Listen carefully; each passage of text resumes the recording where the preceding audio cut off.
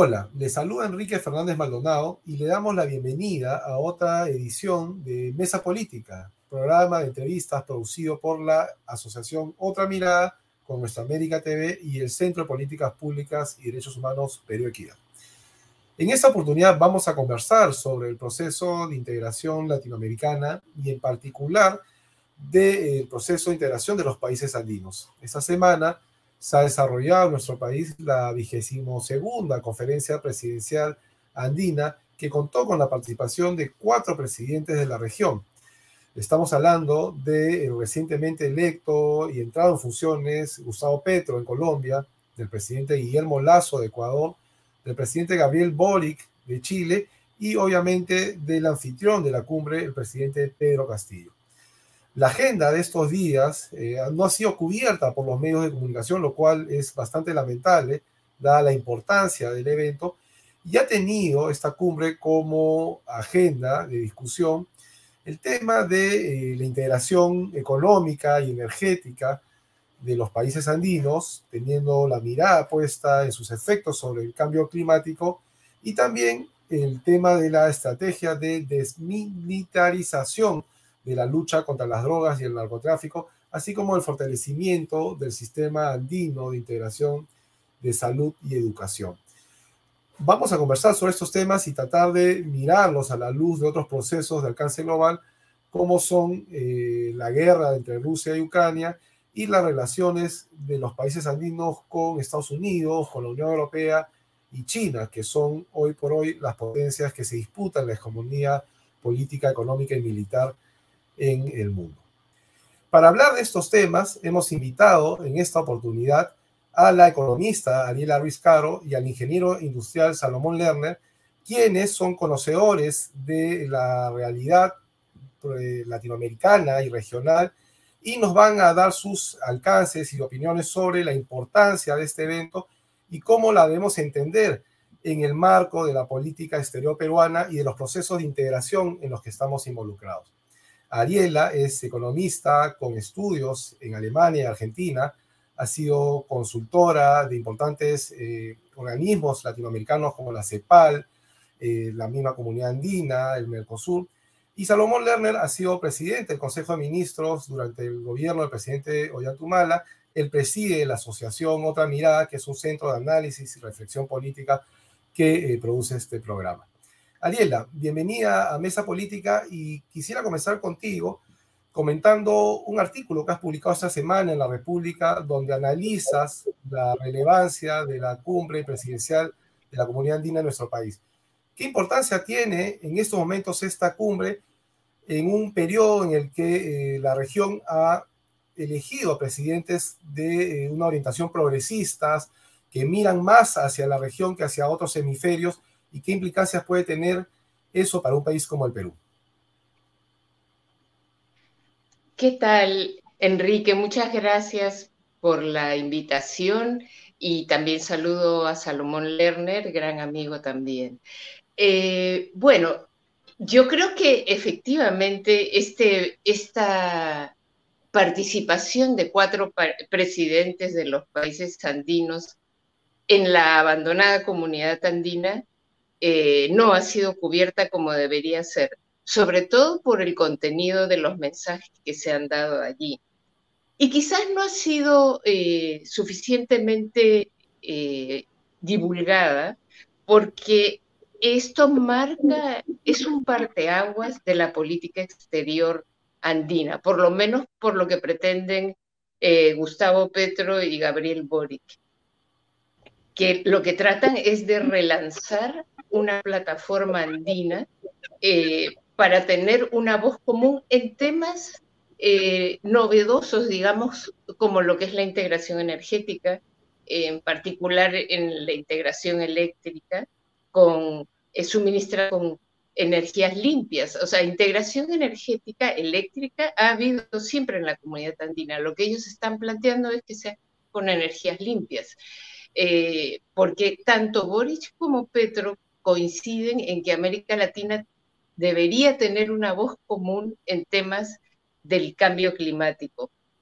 A eso están apuntando.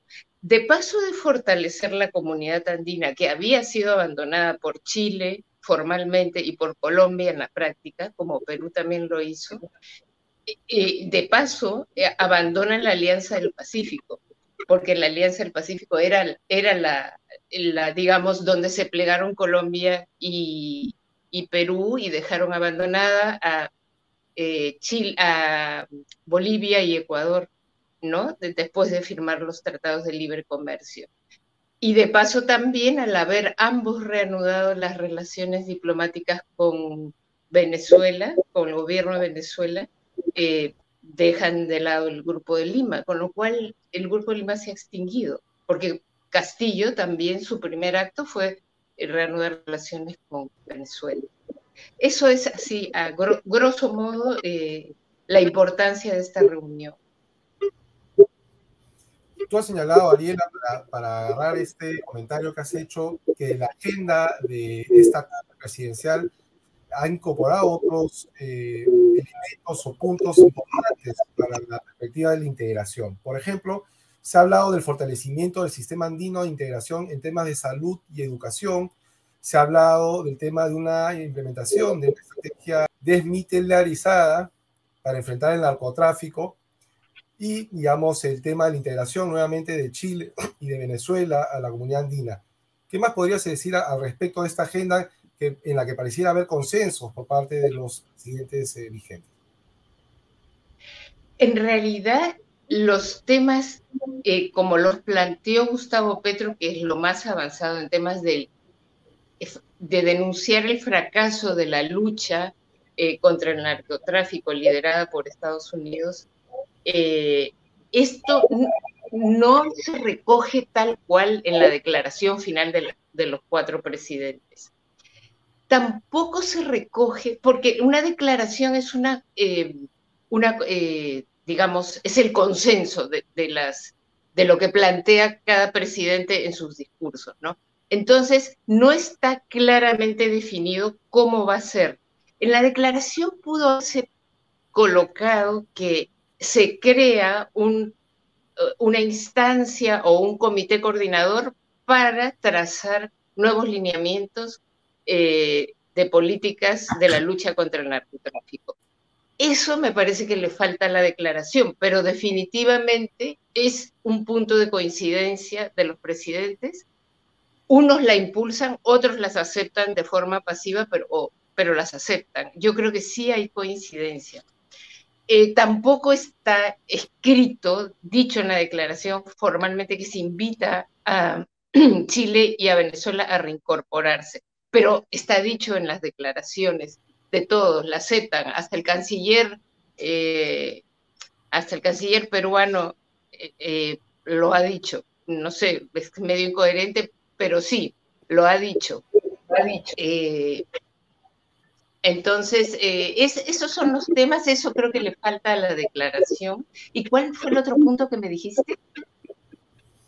El tema del sistema integrado de salud y educación. ¿Cómo quedan esos ejes que son críticos para los países andinos? Sí, eso, exacto, sí. Petro particularmente se ha referido a fortalecer la Universidad Andina Simón Bolívar. ¿Por qué no hacer una universidad de excelencia?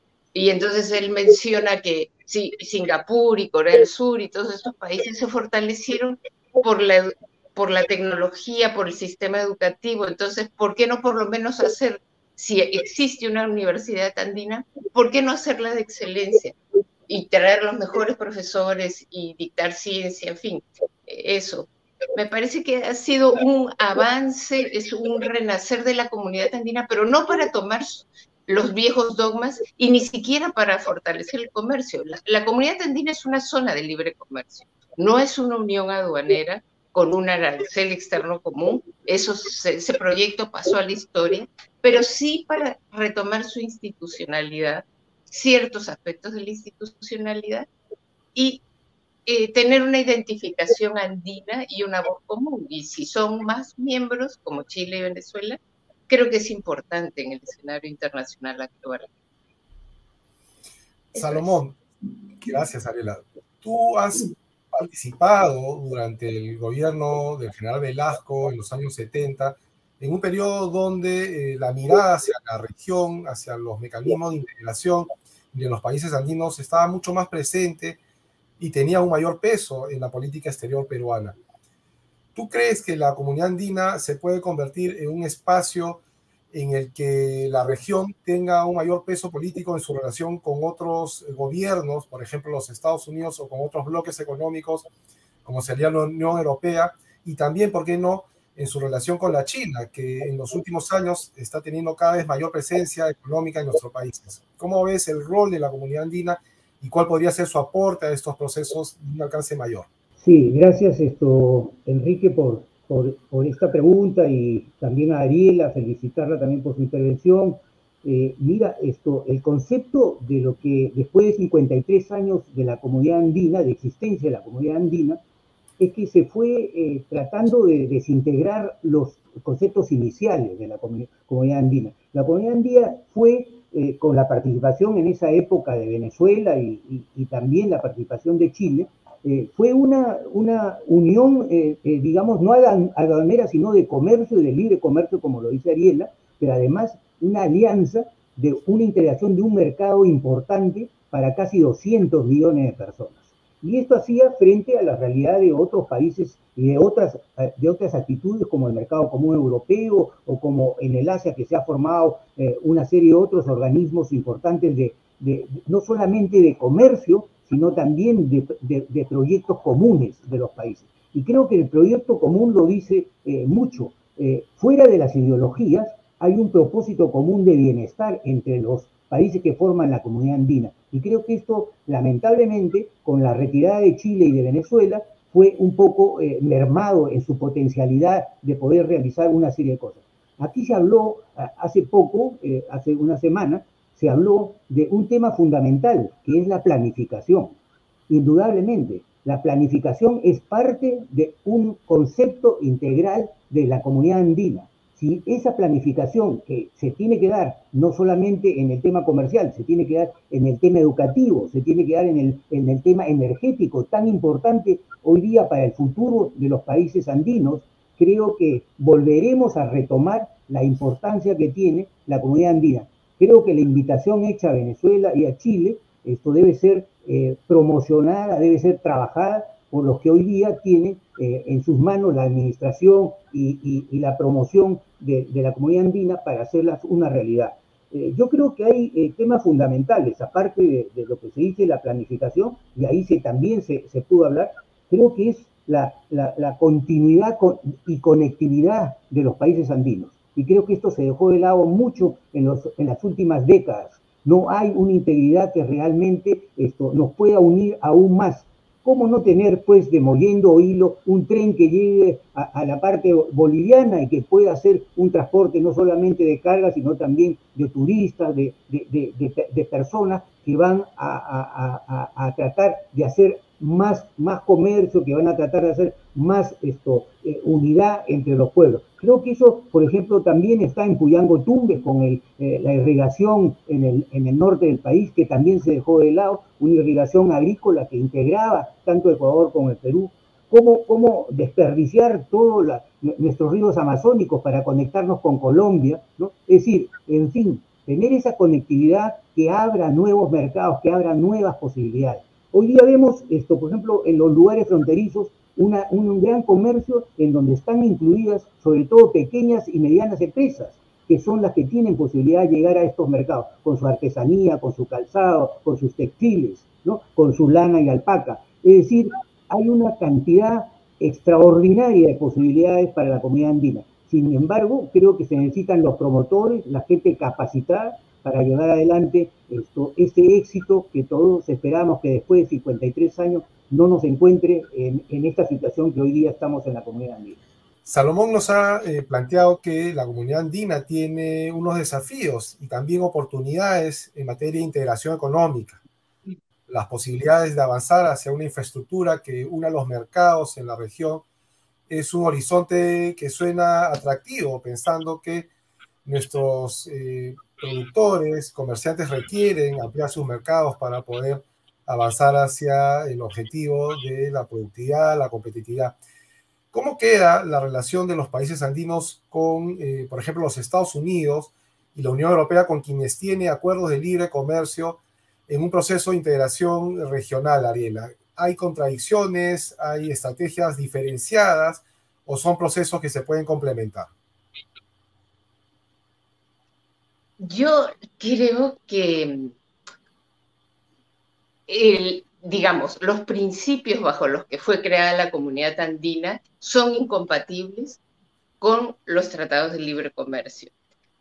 Y como la verdad es que denunciar un tratado es muy costoso, no solo en términos de dinero, sino en términos legales, de procedimentales, y no es fácil denunciarlos también. Por ejemplo, en el plebiscito que va a tener lugar el 4 de septiembre en Chile, el borrador de la Constitución no hace cambios a los tratados de libre comercio, cambios fundamentales, digamos, porque como decíamos en 2004, cuando se iniciaron las negociaciones con Estados Unidos, con el primer tratado de libre comercio, es un candado a las políticas económicas, de tal manera que el margen para cambiar es reducido, pero hay un espacio para poder avanzar en algunos temas.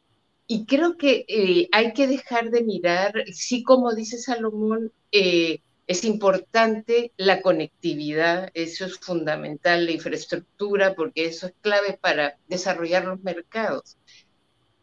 Sobre todo en un área territorial como la andina, ¿no? El territorio, la territorialidad en estos proyectos de integración es importante, pero hay que dejar de mirarla como una institución de comercio y económica, si se quiere, sino más bien de coordinación política, un poco al estilo de la UNASUR.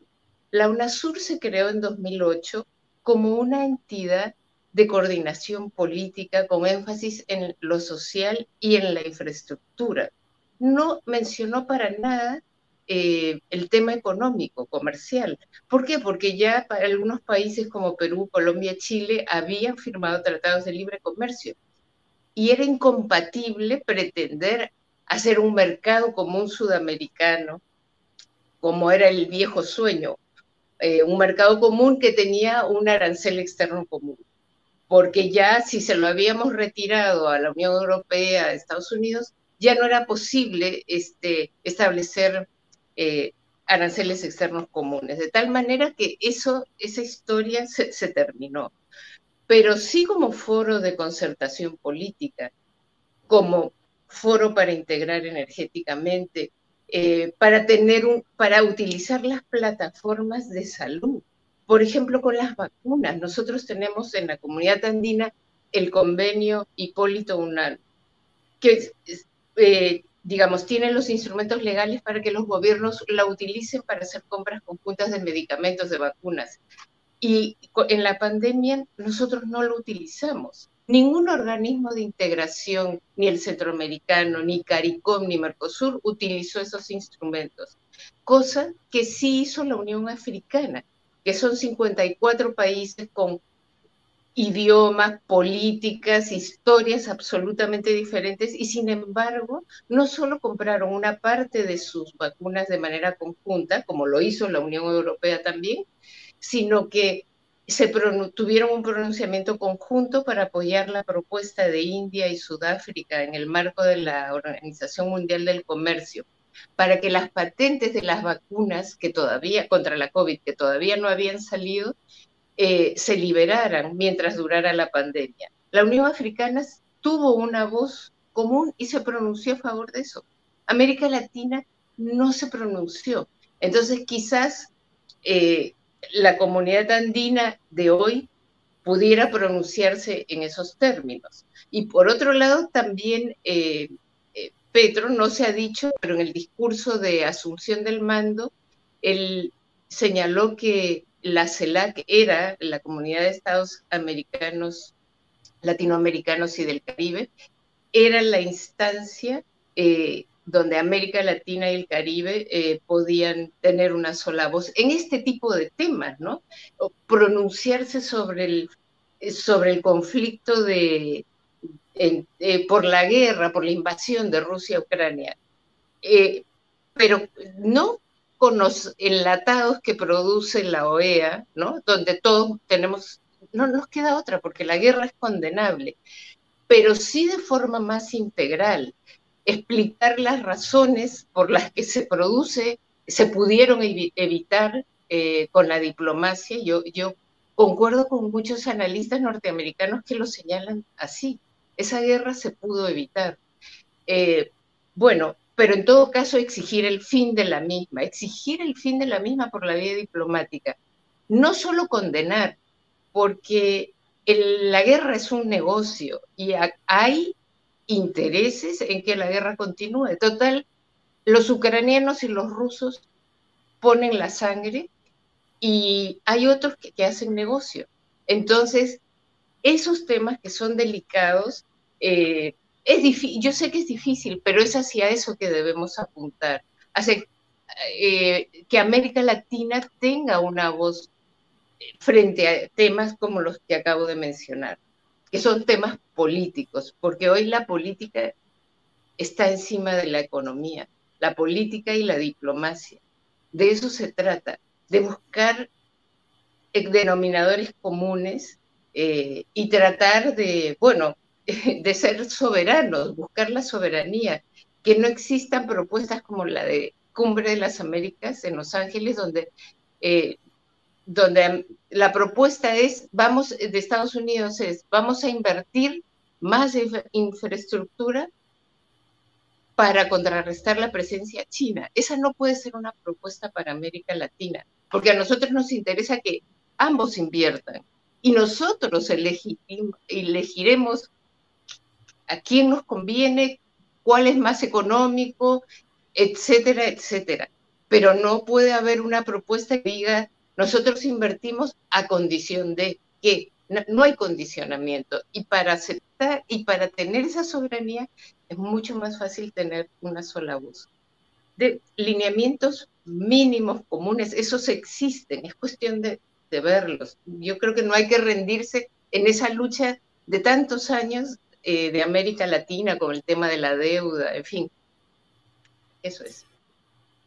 Este acercamiento que se ha dado con los nuevos gobernantes de los países andinos no solo podría dar lugar a pronunciamientos de carácter principista, políticos, como los que ha sugerido Ariela, con relación a un escenario global marcado por la guerra entre Rusia y Ucrania, sino también podría dar lugar a unas medidas más pragmáticas. Por ejemplo, ¿cómo hacemos para comprar los fertilizantes que no están llegando a las economías andinas y que pueden afectar seriamente la producción agraria, la seguridad alimentaria? ¿Es posible ese tipo de acuerdos de compras conjuntas, como se hablaba en algún momento, entre los países de la comunidad andina, Salomón? ¿Cómo lo ves?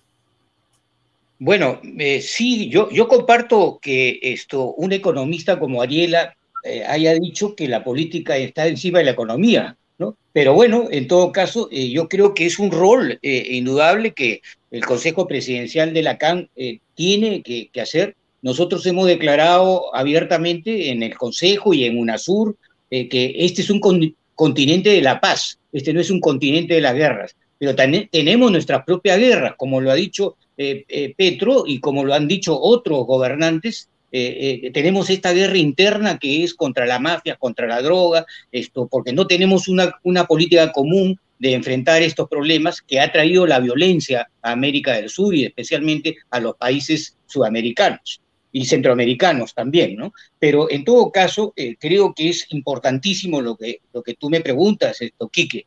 Por supuesto, estábamos esperando hace meses un acuerdo con Bolivia para traer fertilizantes, un acuerdo con Venezuela para traer urea, ¿no? Es decir, aquí también existen posibilidades potenciales para poder tratar de atenuar todo esto que trae la guerra de Rusia con Ucrania, ¿no? Toda la cuestión de los fertilizantes, en fin, y todo lo que nuestros agricultores hoy día demandan para poder seguir cosechando y poder seguir, digamos, en una posibilidad de salir adelante en la parte agroindustrial en el país, ¿no? Entonces creo que eso es fundamental y que se puede hacer, se puede realizar. Y las otras políticas de lo que se ha hablado, la medicina, sí, una política común, medicina, pero también, ¿por qué no decirlo?, tener un hub medicinal para poder producir aquí las medicinas, tener franquicias que puedan venir a un mercado de 200 millones o quizá 250 millones con la posibilidad de Argentina, que pueda ser un aliado en el ingreso a la comunidad andina y poder también trabajar todos estos puntos que son fundamentales para el bienestar de los ciudadanos de estos países que conformamos la comunidad andina, ¿no? Ariela, tú señalabas en tu intervención la existencia de otros foros de integración como lo fueron en su momento el UNASUR y más recientemente el CERALC. ¿Cómo ves tú el futuro, o mejor dicho, el presente de estos foros en un escenario donde queda claro que hay una pulseada, unas tensiones entre Estados Unidos y China por todo el asunto de Taiwán, que tienen de fondo una disputa por la hegemonía política, económica y militar global, que sin duda se va a hacer más tangible, visible, si no lo es ya en los próximos años? ¿Cómo quedan los foros como UNASUR y CERALC en este escenario? ¿Qué rol cumple?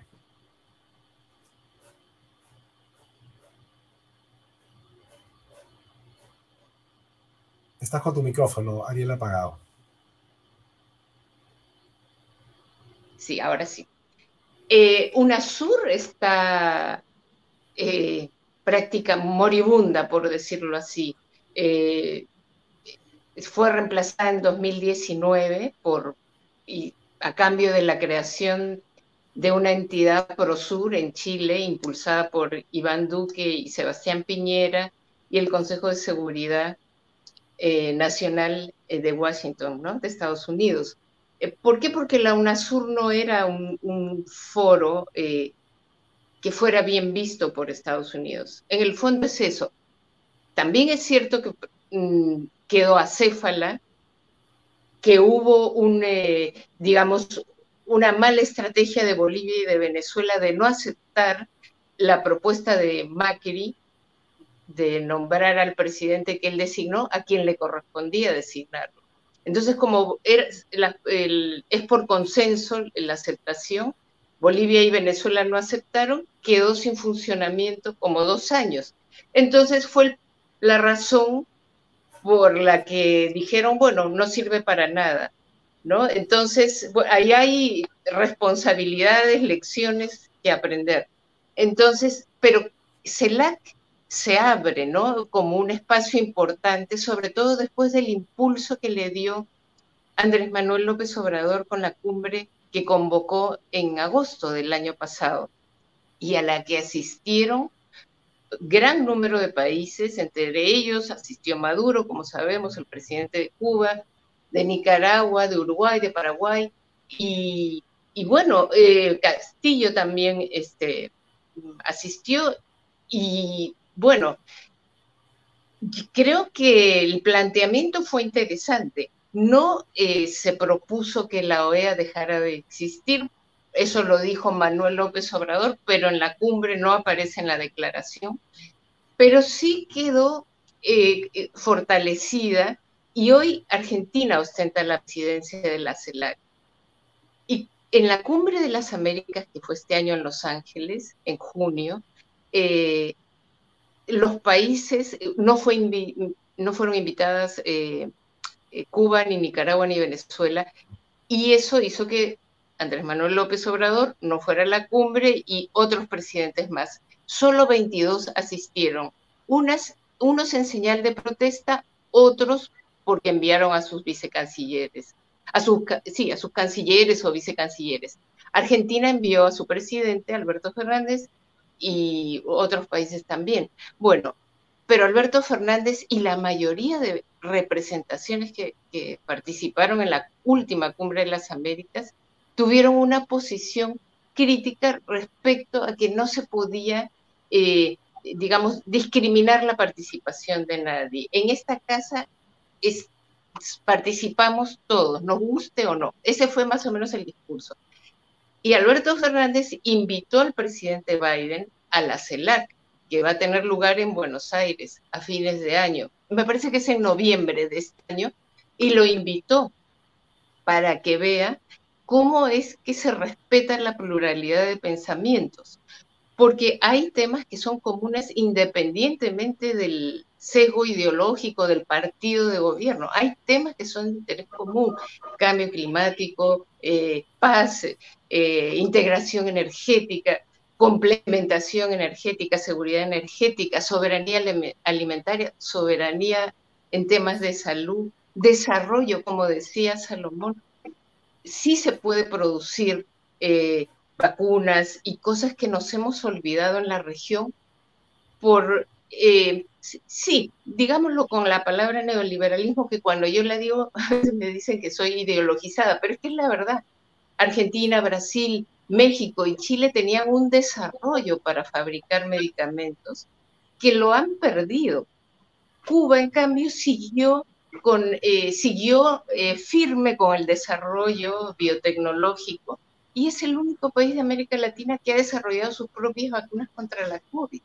Entonces, sí se puede hacer transferencia de tecnología en la región y sí se puede desarrollar vacunas y otro tipo de medicamentos más sencillos, pero esto hay que retomarlo, ¿no?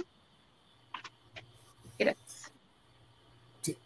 Salomón, para ir, digamos, dándole un cierre a esta breve conversación. El domingo se realiza el referéndum en Chile por la aprobación de la nueva constitución, o en todo caso, digamos, la negativa a contar con una nueva constitución. ¿Cómo pueden influir los resultados que se den en Chile en el escenario regional? ¿Se podrá transitar hacia otro modelo de integración a partir de lo que se apruebe en la Constitución chilena, que viene siendo intensamente discutida por quienes están a favor y en contra?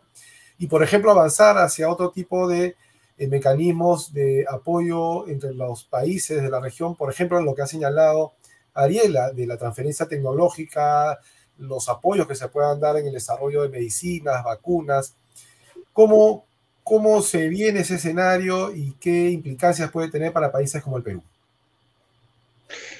Sí, creo que lo que va a ocurrir el día domingo 4 de septiembre en Chile tiene una repercusión directamente hacia los países sudamericanos, especialmente los que estamos alrededor de Chile, que es Bolivia, Perú, Argentina, en fin, los países sudamericanos, que tenemos esta amistad y esta hermandad con el pueblo chileno y con el gobierno de Chile. Entonces tenemos que indudablemente analizarlos, ver cómo van a terminar. Si fuera un cambio constitucional, tendría pues que haber un planteamiento diferente al modelo de desarrollo que ha tenido Chile, que ha sido un modelo implementado por Pinochet de hace muchísimos años atrás y que ha variado en cierta forma, pero no en su esencia fundamental, ¿no? Creo que este plebiscito, esta nueva constitución, sí pues trataría de implementar otro sistema, otro modelo económico en Chile. Por lo tanto, las repercusiones son muy importantes. El caso que no se realicen, pues el presidente Boric ha mencionado que él asumiría algunos de los aspectos que están dentro de la constituyente para seguir tratando de elaborar un nuevo planteamiento económico a la salida de los problemas de Chile. Y creo que esto va a repercutir en las relaciones tanto económicas como políticas con los países del mercado andino. Ya que me indicas que es un poco el cierre, yo te diría que tenemos que afrontar el problema de la CAN, de la Comisión Andina, bajo otros criterios hoy día fundamentales para los países sudamericanos. Y creo que en esto tenemos que centralizarnos, vuelvo a repetir, el problema de la planificación, integración energética, educativa, y sobre todo lo que demandan algunos de los presidentes que estuvieron presentes en esta reunión, especialmente Petro de Colombia, que es una nueva forma de industrialización de la agricultura y la industria en los países latinoamericanos y sobre todo en los países andinos que estamos formando el CAN. Y creo que ahí ese es el reto más grande. Si no hay esos cambios fundamentales, seguiremos viendo pasar los avances tanto tecnológicos como los avances de los clústeres y de las formaciones de las cadenas virtuales para que podamos hoy día conseguir aspectos fundamentales en los países sudamericanos. Creo yo que este es un reto que todos deberíamos tratar de avanzar juntos, y sobre todo, y por último, también frente a la forma que hoy día se está enfrentando los pueblos andinos con el problema de la violencia, el problema de las drogas y de la mafia, también creo que hay una unidad de criterios para poder hacer una política común que nos pueda ayudar a salir de esta encrucijada que nos encontramos los pueblos andinos. Gracias, Salomón. Yo quisiera pedirle a Ariela una última intervención porque hay un tema que no ha sido mencionado en esta breve conversación que tiene que ver con las elecciones en octubre en Brasil, donde existe la posibilidad de una elección del presidente, el expresidente Lula da Silva. Ese elemento que no es menor en un continente como el nuestro, ¿qué escenarios o qué expectativas nos puede generar para los países andinos, Ariela? No, yo creo que de lo que se trata es de consolidar la comunidad andina como un espacio político y, como dice Salomón, un espacio donde se pueda planificar. Planificar no es una mala palabra. Las corporaciones planifican también muchos aspectos, como actividades de producción, ¿no? Cadenas de valor regionales. Eso es posible de hacer. Y hay que buscar el espacio donde los tratados de libre comercio no frenen esas posibilidades, porque esa es una realidad también que lo dificulta. Pero sí es posible, sí es posible. No sé, la industria textil se ha destrozado. En Colombia, la Contraloría General de la República ha hecho un informe sobre los tratados de libre comercio en Colombia y han sido desastrosos para la industria ligera que tenían desarrollada, porque ellos se dedicaron a comprar, más o menos lo mismo ha pasado en el Perú, a comprar insumos más baratos, ¿no? Bienes de consumo más baratos provenientes de Estados Unidos. Entonces, el balance no es positivo. Bueno, y respecto a lo de Brasil, yo creo que el triunfo probable de Lula le lleva como 14 puntos a Bolsonaro. Sí abren una nueva posibilidad para tener una voz latinoamericana. Creo que es un nuevo intento y yo creo que hay que apostar por ese intento, porque claramente Lula siempre ha sido un promotor, con todas las carencias, defectos, etcétera, ha sido un promotor de la integración latinoamericana y una personalidad que inclusiva, ¿no? Y creo que también con una virtud de la tolerancia, que cree y apuesta de que hay mínimos comunes en muchos temas, más allá de las diferencias que hay en los países. Esto tiene que ser muy bien entendido, porque si no, jamás vamos a poder hacer nada. Es los mínimos comunes a pesar de las diferencias. Yo creo que eso es perfectamente posible y es una contribución para el desarrollo de nuestra región. Eso último que señalas se refleja en la composición de la plancha presidencial del candidato Lula, que requiere apoyos de sectores que no son, digamos, catalogados como de izquierda, pero que forman parte de las sociedades y que apuestan por estos mínimos comunes que permitan a nuestros países enfrentar las profundas crisis que se nos avecinan, básicamente la del cambio climático y la de las desigualdades que afectan el ejercicio de derechos. Quiero agradecer nuevamente a Ariela, Luis Caro y a Salomón Lerner habernos compartido estas apreciaciones en la entrevista. Los invitamos para que volvamos hacia noviembre, cuando se vuelva a discutir el tema de la integración latinoamericana a partir de la cumbre de la CELAC en Argentina, tener este intercambio y ver qué acuerdos, qué avances se logran a nivel de la región. A todos nuestros seguidores de Mesa Política los invitamos a compartir el contenido de este programa a través de las redes sociales que aparecen en la parte inferior de su pantalla y los esperamos en una nueva edición de Mesa Política. Muchas gracias.